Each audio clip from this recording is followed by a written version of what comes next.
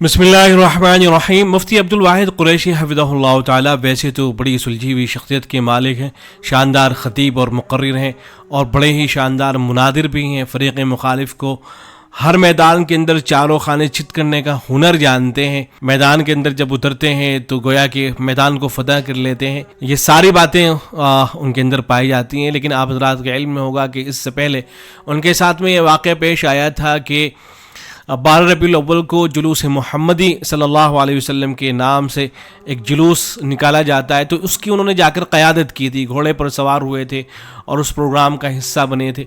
तो जब ये सब कुछ हुआ था, चूँकि उलमाए देवबंद का तो 12 रबीउल अव्वल को जो मिलाद मनाया जाता है उसके हवाले से नज़रिया बिल्कुल वाज़ेह है। तो जब वो उस प्रोग्राम का हिस्सा बने थे तो उस वक्त उलमा की तरफ से रद्द अमल आया था। अगरचे उन्होंने अपनी इसकी वजाहत भी की थी कि क्यों मैं उसका हिस्सा बना, क्यों मैं वहाँ गया, और ये कोई मैंने नहीं शुरू नहीं किया बल्कि उलमाए देवबंद पहले करते चले आए हैं। इस तरह की वजाहत उन्होंने अपने उस प्रोग्राम से मुताल्लिक़ की भी थी। लेकिन उसके बावजूद भी जहाँ और अहले इल्म की तरफ से बातें हुई थी, ख़ुद उनके जो उस्ताद मोहतरम है हज़रत मौलाना इलियास घुम्मन साहब दामत बरकातुहुल आलिया, उन्होंने उनके इस अमल की न सिर्फ ये कि तरदीद की थी बल्कि नहायत सख्त लफ्ज़ों में तरदीद की थी और तंबीह की थी कि किसी भी तरह से उनका ये जो अमल है इसको जस्टिफाई नहीं किया जा सकता है।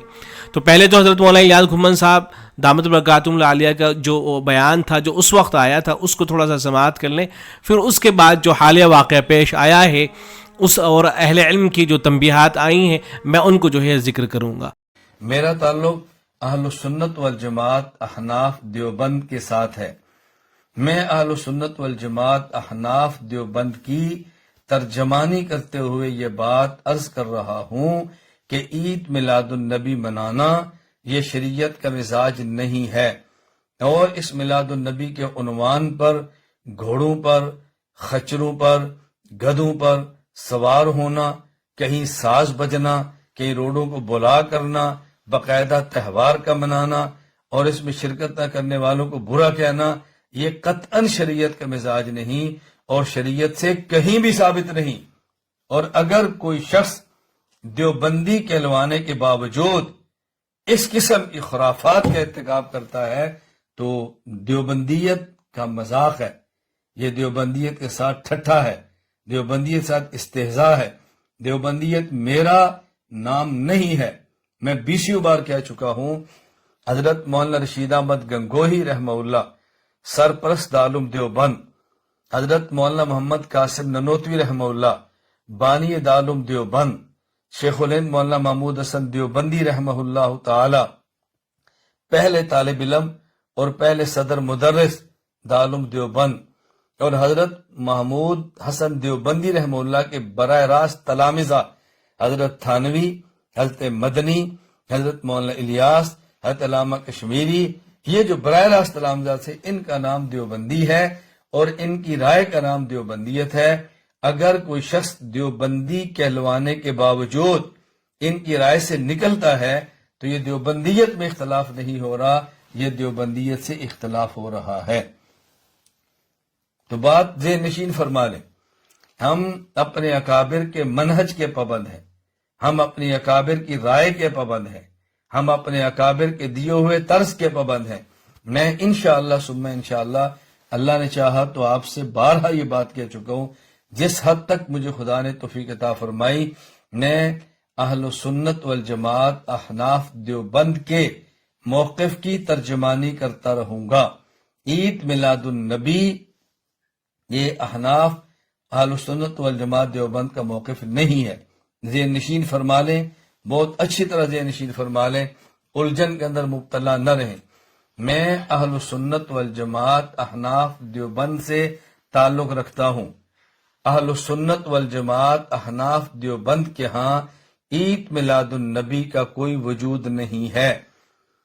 अहलुस सुन्नत वल जमात अहनाफ देवबंद के यहाँ ईद मिलादुन नबी के मौके पर 12 रबीउल अव्वल के मौके पर ईद मिलादुन नबी मनाना, घोड़े, खच्चर, गधे किसी पर सवार होना और ऐसे जुलूसों में निकलना, ये कतअन अहलुस सुन्नत वल जमात अहनाफ देवबंद का मिजाज नहीं। मैं वजाहत इसलिए कर रहा हूं کہ بہت سارے احباب مجھ سے رابطہ کر کے پوچھتے ہیں دیوبندیت کا مزاج کیا ہے. میں نے کہا میں 20 بار کہہ چکا ہوں، ماضی میں، حال میں یا مستقبل میں کوئی شخص بھی اس سے روگردانی کرے تو نام کی دیوبندیت تو ہو سکتی ہے، لیکن اہل سنت والجماعت احناف دیوبند کا قطعاً یہ موقف نہیں ہے. آپ دیکھیں اس سال جو واقعہ پیش آیا ہے وہ یہ پیش آیا ہے کہ ایک اشتہار شائع کیا گیا. حضرت مولانا مفتی عبدالواحد قریشی صاحب جو ہیں خود ان کی طرف سے، ان کا جو آفیشیل اکاؤنٹ ہے فیس بک پر، ان کی طرف سے یہ اشتہار شائع کیا گیا جس کا عنوان تھا محفل میلاد مصطفیٰ صلی اللہ علیہ وسلم، اور اس کا حصہ بننے جا رہے تھے مفتی عبدالواحد قریشی صاحب. اب محفل میلاد مصطفیٰ صلی اللہ علیہ وسلم، ظاہر ہے اس کا تو کوئی مطلب نہیں بنتا ہے. بھئی اگر اس کی اجازت ہے تو پھر بریلویوں کی اجازت نہیں ہے.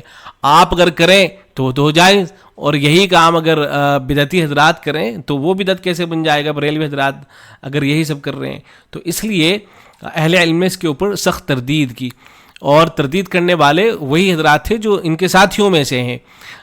یہ بھی حضرت مولانا الیاس گھمن صاحب کی شاگرد ہیں، ایسے ہی حضرت مولانا ساجد خان صاحب نقشبندی حفظہ اللہ تعالی، اور وہ بھی حضرت مولانا الیاس گھمن صاحب کے شاگردوں میں سے ہیں. تو دیکھیں انہوں نے کتنے سخت الفاظ لکھے. انہوں نے لکھا کہ ساتھی کسی قسم کی مداہنت نہ کریں. اہل بدعت میں میلاد کے نام پر یہ خرافات ایک دم سے نہیں آئی ہیں، وقت لگا.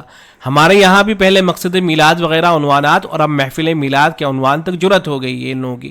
کل کو یہ جشن میلاد ہو جائے گا. ہمارا رضا خانیوں سے اختلاف کوئی ذاتی تو نہیں ہے، اور نہ کسی دیوبندی سے محبت ذاتی ہے. آپ کی عزت ہماری آنکھوں میں صرف اس وقت تک ہے جب تک آپ اکابر علماء دیوبند کے منہج پر ہیں. خدا کی قسم ہم سے مداہنت نہیں ہوتی.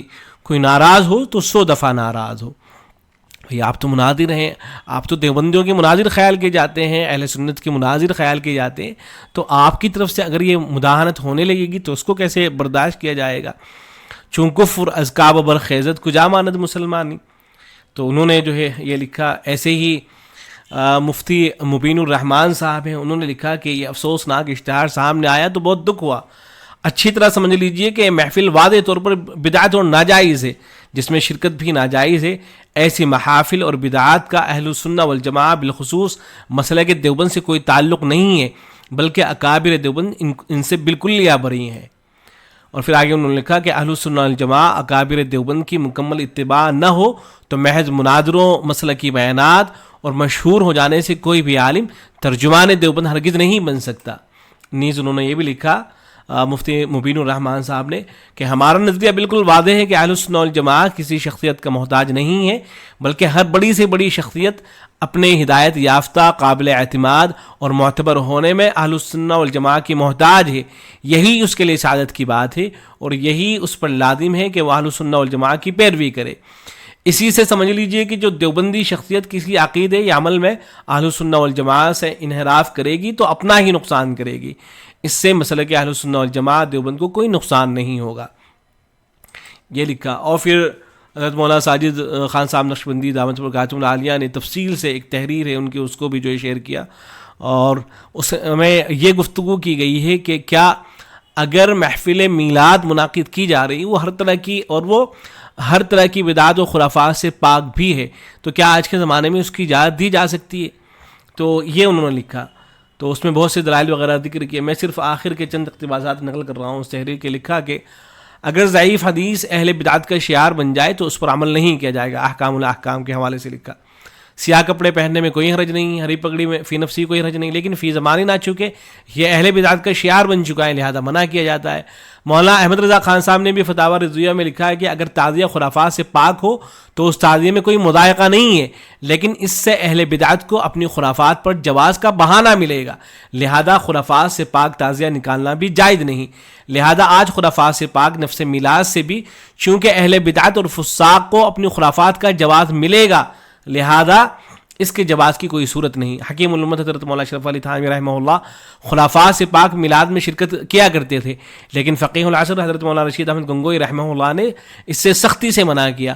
ان کے خط و کتابت ہوئی، حضرت تھانوی رحمہ اللہ نے اپنے شبہات پیش کیے، حضرت فقیہ العصر نے ان کے جوابات دیے، اور بالآخر حضرت تھانوی رحمہ اللہ نے اس طرح کے مجالس میں شرکت سے بالکل انکار کر دیا.